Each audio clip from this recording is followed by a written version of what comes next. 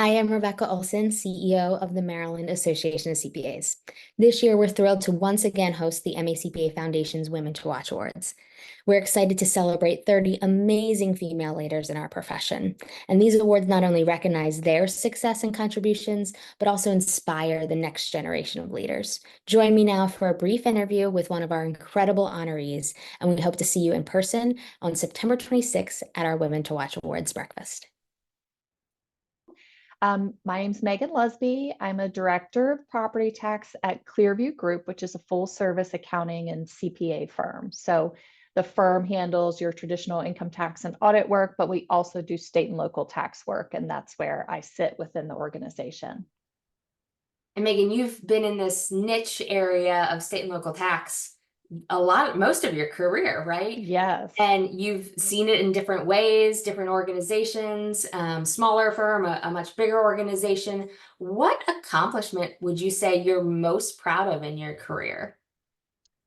I would say it's actually not something that's technical about the actual work I'm doing, more that I was able to become a role model for other younger leaders coming up through their career. So it's funny that, you know, you might not realize it at the time, the impact you're making on someone, but years later, or maybe you move on to a different role or a different company, and then folks that have worked with you over the years have come back and said, you were such a great role model for me. You were a working mom and a wife, and you worked full time while you were getting your master's degree and doing all these things. Like, how did you do it? I always looked up to you because I wanted to be able to do what you were able to do. And to me at the time, I was just doing what I needed to do. I started raising a family. I was married. I wanted to get my master's. Like, I was just trying to do it all because I thought that's what I had to do. And come to find out, there was a lot of other people that were, trying to emulate that, which made me feel good that I could be a role model for them as they were developing as well. That's awesome. Yeah, being that example for others and inspiring others.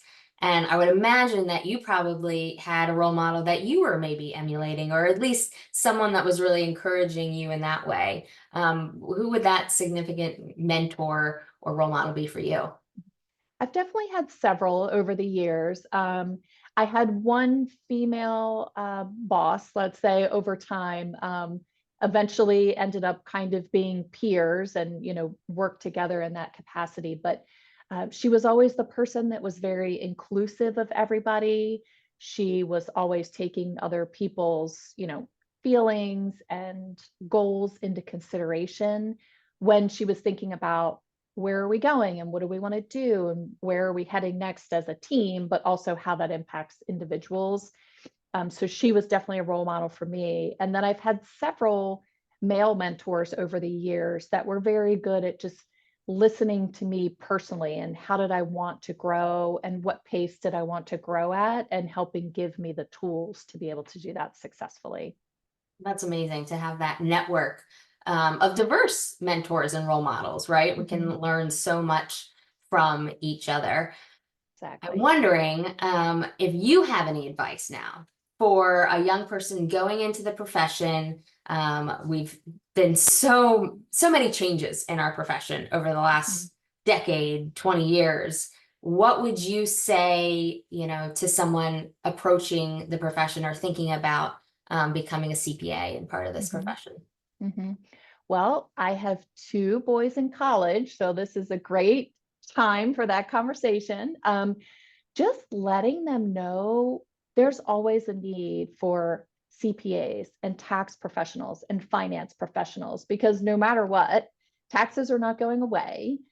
We all have to think about our futures and what does that mean? And in the business realm, how do the taxes impact what your business is going to do and what the future looks like for your business? So it's definitely a career path that's not going away.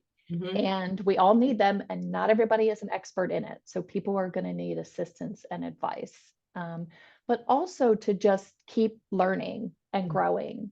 I mean, when I was in college, I didn't think that I was going into state and local tax, but that's where I ended up.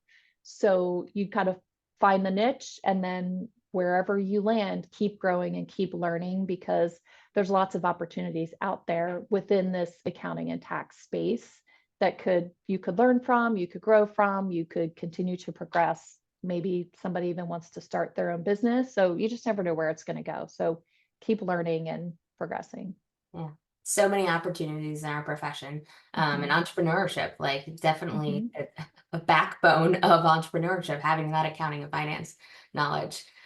So Exactly. we're seeing these trends in declining enrollments in accounting, or people not really being interested in the profession. And so MACPA has been on this journey to help change the narrative somewhat. And so you just talked about it there, that it's not just one thing. There's so many opportunities in the profession. But part of that narrative changing is also helping to remind ourselves internally as the profession, and then kind of change the public perception by really focusing on the purpose, the impact of the work that we do. Of course, there's dollars and things associated with a lot of the work that we do, but there's a greater impact on society. And so we've been doing this CPA purpose and asking folks, what's your real purpose and impact, and how does that motivate you? So Megan, what is your purpose that you seek to do and it motivates you? In the space that I'm in now, we get to work with companies of all different sizes.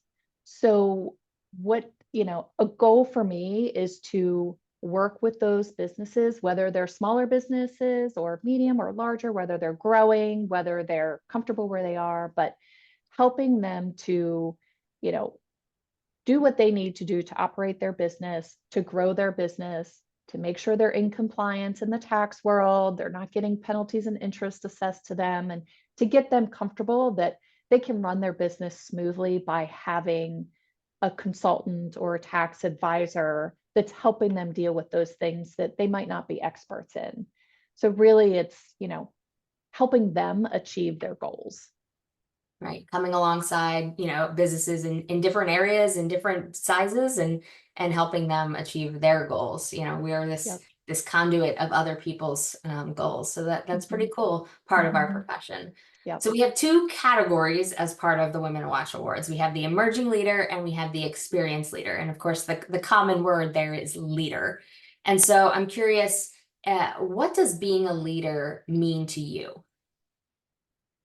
To me, being a leader is being able to dedicate the time to the future leaders, so the younger generation that's coming up behind them, and being able to help them determine what is their pathway for the future, giving them opportunities to pursue that, and to help teach them based on what I've learned in my career.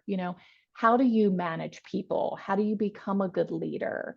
How do you effectively manage projects? Whatever the case may be, but helping them and giving them the avenues they need to be able to grow and expand for the future, because I am in the experienced leader category, which means I'm looking forward to the end of my full-time career in the not too distant future. So we have to make sure that we have those younger leaders kind of coming up, and they know how to